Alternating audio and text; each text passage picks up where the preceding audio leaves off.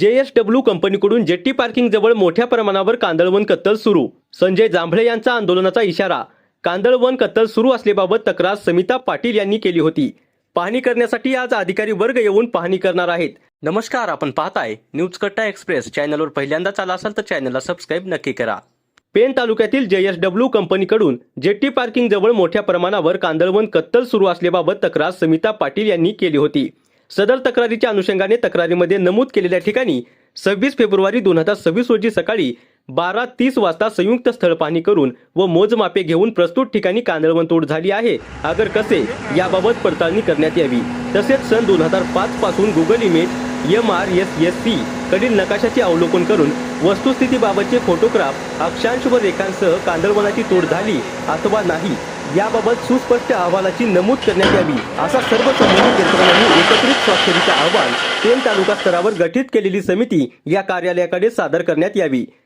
समिता पाटील यांच्या मार्गदर्शनाखाली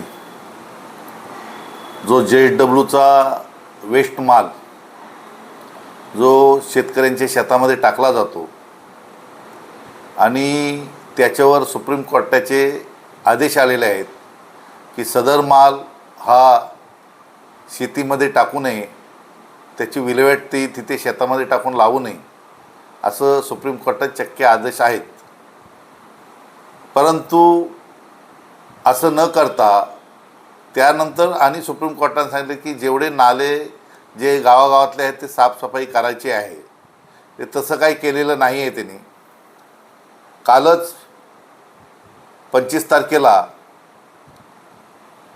JSW कंपनीने शेतामध्ये भरावा आणि जिवंत मँग्रोव्ह गाडत आहेत. त्याप्रमाणे माननीय सविता पाटील यांनी प्रांत साहेब आणि तहसीलदार साहेब फॉरेस्टचे अधिकारी यांना मेल पाठवून तशी तक्रार त्यांनी केलेली आहे.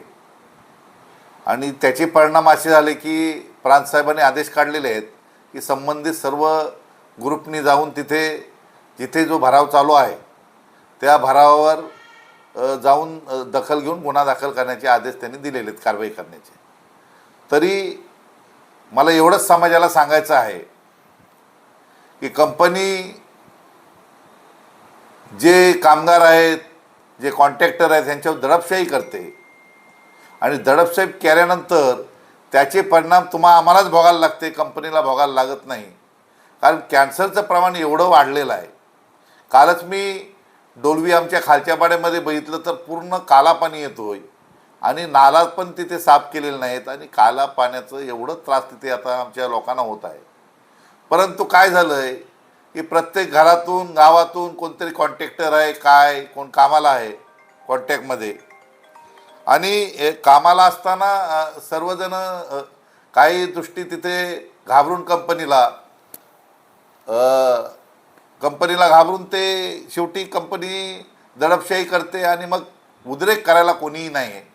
आमचं नेहमी पहिल्यापासून म्हणणं आहे की आम्ही जनसुनावणीमध्ये पण सांगितलं होतं की आम्हाला कंपनीचा अजिबात विरोध नाही, कंपनीने चांगला तिथे काम करावं. परंतु तो लोकांवर जो अत्याचार करतात, जो प्रदूषण आजच्या मितीला आहे, आज जरी तुम्ही माझ्या घरात बघितलं तर कचऱ्याचं असं धुरल्याचं खच पडलेलं असतं घरामध्ये. किचनमध्ये गेलो तरी काय परिस्थिती आणि कुठं पूर्ण घर तुम्ही पण बघा पत्रकार की वस्तुस्थिती काय आहे. आणि खऱ्या अर्थाने आमचं एकच म्हणणं आहे की हा प्रदूषण जो आहे हा कुठेतरी थांबायला पाहिजे. आणि जोपर्यंत थांबत नाही जोपर्यंत आम्ही जिवंत आहेत तोपर्यंत आम्ही कंपनीच्या विरोधात जो लोकांवर अत्याचार आणि जो प्रदूषण आणि जो वेस्ट माल बाहेर टाकतो तोपर्यंत आम्ही प्रामाणिक त्यांच्या विरोधात आवाज उठवू आणि नक्कीच सांगू की कंपनीला कुठल्याही परिस्थितीमध्ये हा प्रदूषण थांबवाच लागेल, अन्यथा योग्य वेळेस आम्ही योग्य वेळेस कंपनीवर मोर्चा आणू.